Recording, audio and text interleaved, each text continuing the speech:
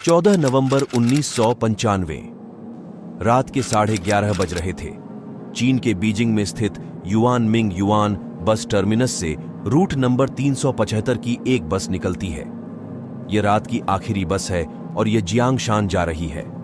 बस को कुल 11 बस स्टॉप पर रुकते हुए रात के 2 बजे अपने गंतव्य स्थान जियांगशान पहुंचना है। सभी यात्री अपने अपने मंजिल तक पहुंचकर धीरे धीरे बस से उतर जाते हैं। लगभग 4 स्टॉप के बाद बस में एक ड्राइवर और एक महिला कंडक्टर बचते हैं। रात बहुत ठंडी थी, चारों तरफ घना कोहरा और तेज हवा चल रही थी। ये बस अगले बस स्टॉप समर पैलेस के बगल में दक्षिणी गेट पर रुकती है और 4 यात्री चढ़ जाते हैं। एक यंग कपल, एक बूढ़ी औरत और एक जवान लड़का। यंग कपल आगे ड्राइवर के पीछे वाली सीट पर बैठ जाते हैं, जबकि बूढ़ी औरत और लड़का बस के दूसरी ओर दरवाजों के पास बैठे जाते हैं। बस अब एक सुनसान, शांत और जंगली इलाकों से गुजर रहा था। यहां सड़क पर कोई अन्य वाहन भी नहीं था। वे बस केवल इंजन की गड़गड़ाहट सुन सकते थे। लेकिन थोड़ी देर बाद अगले बस स्टॉप से पहले ड्राइवर को बस के हेडलाइट में सड़क के किनारे एक पेड़ के नीचे 2 आदमी दिखाई देता है, जो बस की ओर रुकने का इशारा कर रहे थे।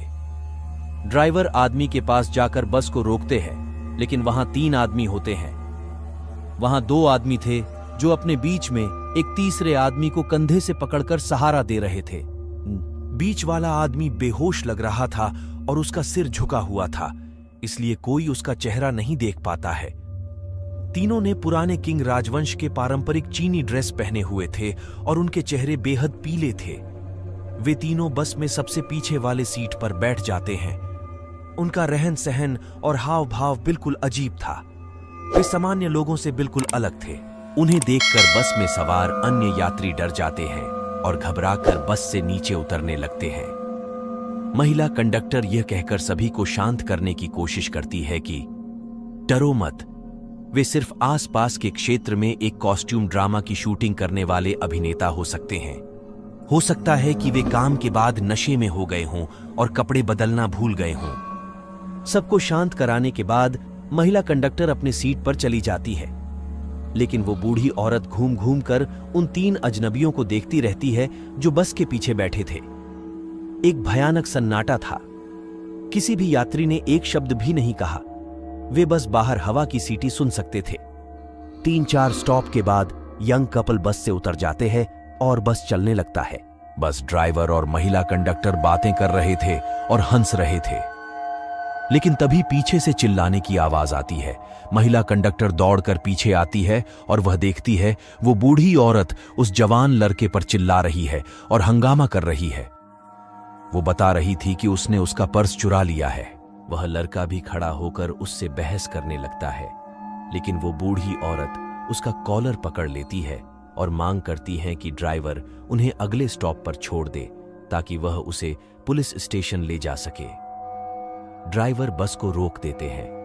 बस रुकती है तो बूढ़ी औरत लड़का को बाहर खींच लेती है और बस चली जाती है। अभी रात के 1 बज रहे होते हैं और वो दोनों इस घना कोहरा और ठंड के बीच इस सुनसान इलाके में उतर गए थे। लड़का पूछता है, पुलिस स्टेशन कहाँ है? बुढ़िया जवाब देती है कि यहां कोई पुलिस स्टेशन नहीं है। लड़का को गुस्सा आ जाता है और वो उस बूढ़ी औरत पर चिल्लाने लगता है कि आप एक तो मेरे ऊपर चोरी का झूठा इल्जाम लगा दिए, और जब यहां कोई पुलिस स्टेशन नहीं है तो जबरदस्ती बस से इस सुनसान इलाके में नीचे क्यों उतार दिए? अब हम कहां जाएं? बुढ़िया ने उत्तर दिया, हां बेटा, मैं जानती हूं तुमने मेरी पर्स नहीं चुराई है और मैंने जो जबरदस्ती तुम पर इल्जाम लगाए उसके लिए माफी चाहती हूं, लेकिन मैंने अभी तुम्हारी जान बचाई है। लड़का हैरान होकर बोलता है, क्या? तुमने मेरी जान कैसे बचाई? बुढ़िया उत्तर देती है, वे 3 लोग भूत थे। जब से वे बस में चढ़े मुझे उनके बारे में संदेह था, इसलिए मैं उन्हें बार बार देखती रही। हुआ यूं कि खिड़की से जब तेज हवा चल रही थी तब मैंने सब कुछ देख लिया। इससे उनके लंबे वस्त्र खुल गए और मैंने देखा कि उनके पैर नहीं थे। लड़का आश्चर्य से बुढ़िया की ओर देखने लगता है। उसे पसीना आने लगता है। वह एक शब्द भी नहीं बोल पाता है। बुढ़िया और वो लड़का किसी तरह पास के एक थाना पहुंचते हैं और वो पुलिस को सारी बातें बताती है। लेकिन पुलिस बुढ़िया के बात का यकीन नहीं करते हैं। उन्हें लगता है कि बुढ़िया उम्र ढलने के साथ सठिया गई है। उनकी कहानी को खारिज कर देते हैं और फैसला किया कि वे मानसिक रूप से बीमार हैं और बिना रिपोर्ट लिखे पुलिस बुढ़िया को चलता कर देते हैं। सुबह हो जाती है, लेकिन अगले दिन बस संख्या 375 बस स्टेशन पर पहुंचती ही नहीं है। काफी खोजबीन के बाद बस स्टेशन के अधिकारी पुलिस में कंप्लेन करते हैं। सभी पुलिस अपने नजदीकी थानों में भी सूचना जारी कर देते हैं। पुलिस ने पूरा शहर छान मारा, लेकिन उसका कोई सुराग पता नहीं चलता है। तब पुलिस को पिछली रात वाली बुढ़िया की याद आती है, जो उसी बस के बारे में बताने आई थी। हालांकि पुलिस उस बूढ़ी औरत और लड़का का एड्रेस ले लिए होते हैं और उस बूढ़ी औरत और लड़का को थाने बुलाकर उससे गहरी पूछताछ करते हैं। उस रात द बीजिंग इवनिंग न्यूज और द बीजिंग न्यूज भी वृद्ध महिला और युवक के इस कहानी का टीवी पर लाइव इंटरव्यू करते हैं। लेकिन अगले दिन 16 फरवरी को खबर मिलती है कि एक बस फ्रैग्रेंट हिल्स यानी उस बस स्टेशन से लगभग 100 किमी दूर म्यून जलाशय में डूबा हुआ है। पुलिस जल्दी से अपनी टीम के साथ स्पॉट पर पहुंचती है। वे देखते हैं कि वह वही बस है जो पिछले रात गायब हो गई थी। इन्वेस्टिगेशन की टीम बस के अंदर प्रवेश करते हैं। उन्हें 3 बुरी तरह से क्षत विक्षत शव मिलते हैं। जो बस में सबसे पीछे बैठे वो 3 लोग होते हैं।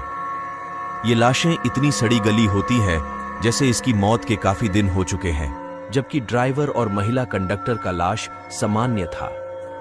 पुलिस बस स्टेशन अधिकारी से पूछते हैं कि बस यहां तक कैसे पहुंची। फिर जो वो जवाब देते हैं वो हैरान कर देने वाला होता है। वे कहते हैं कि बस में इतनी फ्यूल ही नहीं थी जो 100 किलोमीटर तक जा सके, क्योंकि बस अपने मंजिल से 2 या 3 स्टॉप पहले गायब हुआ था। ऐसे में उसके पास ज्यादा फ्यूल नहीं बचा होगा और बस को डिपो से उतनी ही तेल मिलती है जितने में उसकी यात्रा पूरी हो जाए। फिर पुलिस बस के फ्यूल टंकी को खोलकर चेक करते हैं और वहां का नजारा देखकर सबके होश उड़ जाते हैं। पूरा का पूरा टंकी खून से भरा होता है। इसके बाद पुलिस उस रास्ते के सभी जगहों की सीसीटीवी फुटेज चेक करती है, लेकिन उन्हें उस स्टॉप के बाद जहां से वो बूढ़ी औरत और लड़का उतरा था, बस का कोई नामो निशान नहीं मिलता। काफी खोजबीन के बाद भी यह हादसा हमेशा के लिए रहस्य बन जाता है। अभी तक 29 साल बाद भी इस घटना के रहस्य से पर्दा नहीं उठ पाया है। इसके बाद कई सालों तक लोग इस रास्ते से दिन में भी जाना बंद कर दिए। इस मामले से जुड़े और भी कई रहस्य थे। बस में म्यून जलाशय तक जाने के लिए पर्याप्त गैस नहीं थी और जब पुलिस ने पेट्रोल टैंक खोला तो उन्होंने पाया कि यह खून से भरा हुआ था। हालांकि शव उनके गायब होने के 2 दिन बाद ही पाए गए थे, लेकिन वे बहुत बुरी तरह से सड़ चुके थे।